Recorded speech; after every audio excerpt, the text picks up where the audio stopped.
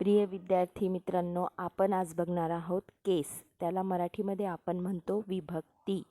तर जेवढे आपण शब्दांच्या जाती पाहिलेल्या आहेत तेवढ्या शब्दांच्या जातीमध्ये फक्त नाम किंवा सर्वनाम म्हणजे नाऊन किंवा प्रोनाऊन यांच्यासाठीच आपल्याला विभक्तीचा अभ्यास करावा लागतो. तर विभक्ती एकूण तशा आपण पाहायला गेलो तर 6 आहेत. आपण त्याचा पहिला प्रकार पाहूया, सब्जेक्टिव्ह केस किंवा नॉमिनेटिव्ह केस. प्रथमा विभक्तीला इंग्रजीमध्ये 2 नावे आहेत. तिथे तुम्हाला स्पेलिंग दिसत आहे, तुम्ही त्या अभ्यासाव्या आणि जेव्हा केव्हा व्याकरणामध्ये तुम्हाला हे शब्द दिसतील तेव्हा ते केसशी संबंधित आहे हे तुम्हाला समजायला हवे. वाक्यामध्ये नाम किंवा सर्वनाम कोणत्या जागी आलेले आहे त्याच्यावरूनच त्याची केस ठरते. केस सांगत असताना आपल्याला वाक्य समोर असणं फार आवश्यक असतं. तर नॉमिनेटिव्ह केसचं आपण पहिलं उदाहरण पाहूया की प्रिया मेक्स टी. या वाक्यामध्ये प्रिया हे नाम वाक्याच्या सब्जेक्टच्या ठिकाणी आलेलं आहे, कर्त्याच्या ठिकाणी, म्हणून प्रिया या नामाची विभक्ती प्रथमा म्हणजे सब्जेक्टिव्ह किंवा नॉमिनेटिव्ह आहे.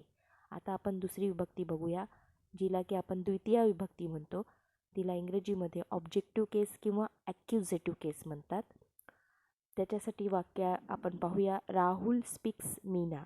या वाक्यामध्ये राहुल हे कर्त्याच्या ठिकाणी आलं म्हणून ते नॉमिनेटिव्ह केसमध्ये, पण मीना हे कर्माच्या ठिकाणी ऑब्जेक्टच्या ठिकाणी आलं आहे म्हणून मीना हे नाम ऑब्जेक्टिव्ह केसमध्ये आहे, ॲक्युजेटिव्ह केसमध्ये आहे.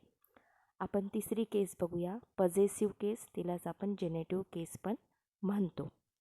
तर त्याच्यासाठी षष्ठी विभक्ती याला आपण इंग्रजीमध्ये म्हणतो.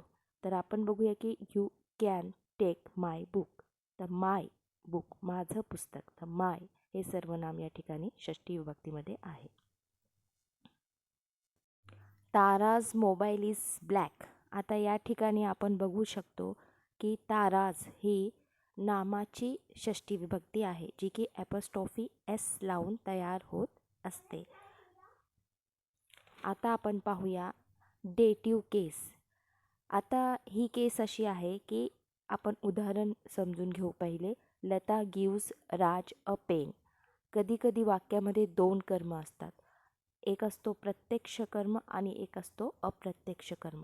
तर अप्रत्यक्ष कर्म जो असतो तो सजीव गोष्टींबद्दल असतो, म्हणजे राज या ठिकाणी राज हे अप्रत्यक्ष कर्म आहे, इनडायरेक्ट ऑब्जेक्ट आहे. तर मग अशा वेळेस त्या इनडायरेक्ट ऑब्जेक्टला आपण म्हणणार आहोत डेटिव्ह केस. किंवा I learn English with teacher. तर विथ या ठिकाणी प्रिपोजिशन आहे, शब्दयोगी अव्यय आहे. तर शब्दयोगी अव्ययाचा कर्म ऑब्जेक्ट आहे टीचर. तर टीचर या नामाची विभक्ती डेटिव्ह केस होईल, त्याची केस डेटिव्ह केस होईल. आपण उदाहरणाद्वारे हे समजून घेतलं. आता आपण बघूया पाचवी विभक्ती, ती आहे वोकेटिव्ह केस. वोकेटिव्ह म्हणजे कोणाला उद्देशून जर आपण बोलत असू तर त्या नामाची विभक्ती वोकेटिव्ह केस असते. म्हणजे तनू कम हिअर. तर तनूला उद्देशून म्हटलेलं आहे की इकडे ये. तर तनू या नामाची विभक्ती या ठिकाणी केस या ठिकाणी वोकेटिव्ह केस होणार आहे. सहावी विभक्ती आपण बघणार आहोत अपोजिटिव्ह केस.